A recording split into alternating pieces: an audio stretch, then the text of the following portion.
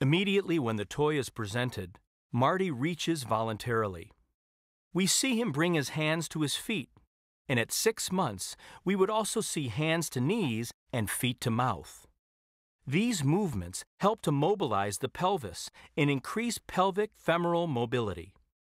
His lower extremities are still abducted and externally rotated. Marty is able to symmetrically lift his upper and lower extremities against gravity while simultaneously investigating the ring. Marty exhibits disassociated upper and lower arm movement as he grasps and explores the toy by turning it over several times in a well-coordinated motion.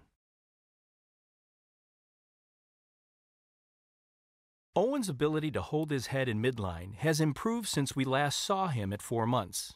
However, he rarely demonstrates anti-gravity movement, and little abdominal activity is evident despite his apparent visual attention to the toy. Improved abdominal activity would provide the core control to allow anti-gravity flexion toward midline.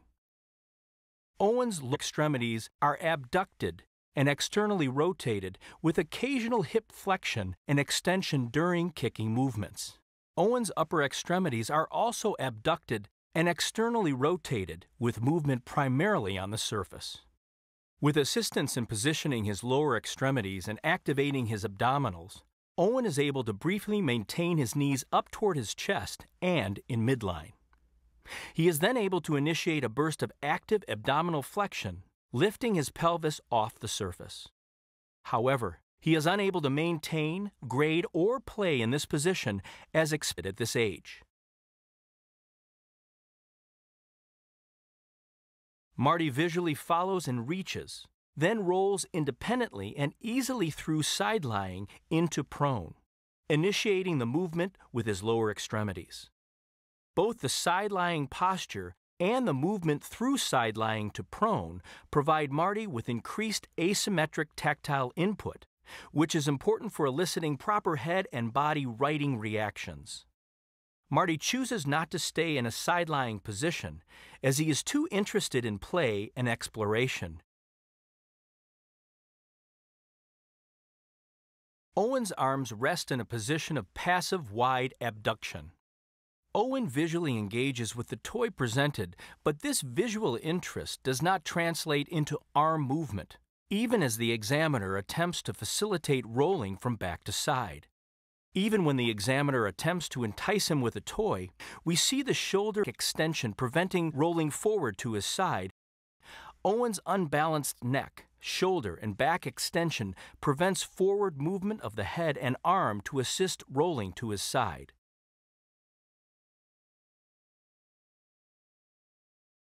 Here we see Marty on extended arms, supporting his weight while turning his head to follow the toy. With increased weight bearing on extended arms, Marty has developed increased extension down to the lumbar spine and hips. This also brings his lower extremities into a strong, extended position. Prone pivoting in an attempt to obtain a toy is also seen. In this maneuver, Marty demonstrates disassociated movement of both the upper and lower extremities, which aids in right-left stability and control. Increased scapulohumeral disassociation is evident in weight bearing and weight shifting. The quick and immediate use of reach and grasp upon presentation of an object allows for many opportunities to improve control and coordination of both the shoulder and hand. Marty participates in varied play schemes of banging, turning, mouthing, transferring, and repeating sensory motor exploration with his hands. Marty also demonstrates a palmar grasp with increased digital participation, including thumb abduction and extension. By 6 months, the prone position is typically chosen for play due to greater head, shoulder, and trunk control. Here we see that Owen is still greatly challenged when prone. He demonstrates lower extremity kicking, but does not possess the stability required for upper extremity play. Owen still positions his elbows behind his shoulders, making it very difficult for him to use his upper extremities to assist in head and trunk lifting. Without adequate stability, Owen is unable to use his vision or hands to explore his environment. When pulled to a sitting position, Marty is able to respond quickly, and he assists in the maneuver by actively flexing his neck forward and lifting his head from the support surface. He also uses activity in the upper extremities and abdominals to assist in the pull to sit.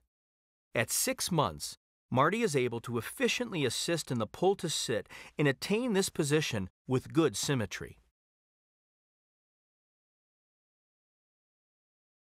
Unlike Marty, Owen is only minimally able to assist in the pull-sit maneuver and demonstrates complete head lag until he reaches the upright position. Though we would expect a 6-month-old to assist with upper extremity pulling, we do not see this response present in Owen.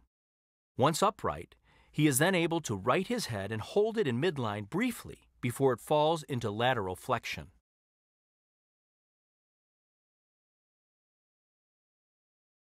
Now at 6 months, Marty has stable head and trunk control with strong extension through the thoracic spine. Marty is able to reach with one arm at a time, as his wide of support gives him greater stability in the lower extremities and freedom of upper extremity movement. With emerging postural control against gravity in sitting, Marty is also able to lean forward, reach, and then re-right his trunk over his pelvis to attain the upright sitting position. He is also able to sustain a gross grasp on objects while utilizing a variety of upper extremity movements, though these movements are still ungraded in the sitting position. As we saw at 2 and 4 months, Owen is willing to maintain his head upright and in midline when held in supported sitting. The examiner must still support him high in the chest to allow him to sustain his head upright.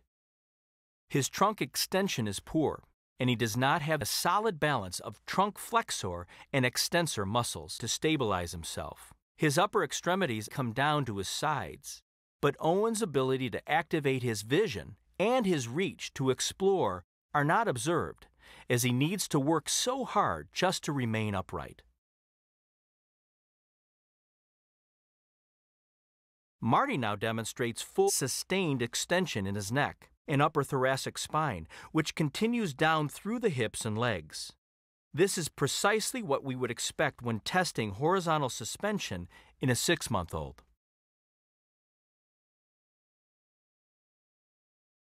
Owen is able to lift his head symmetrically in midline and extend through the upper thoracic spine and hips.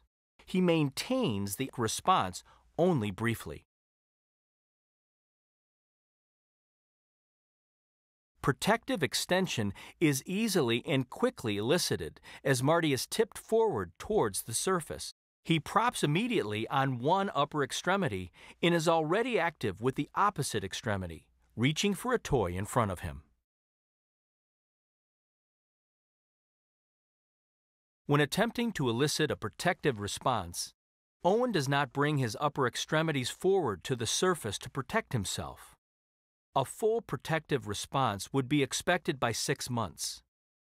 His decreased anti-gravity neck and trunk strength makes it impossible for Owen to sustain the head and trunk extension needed to free the arms to come forward during this maneuver.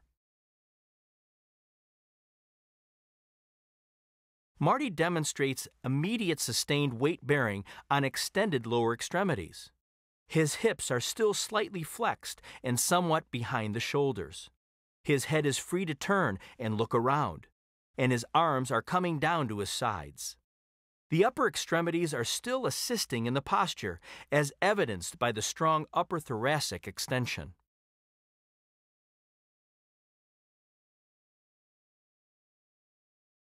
Owen does not initiate or sustain weight bearing when placed in supported standing.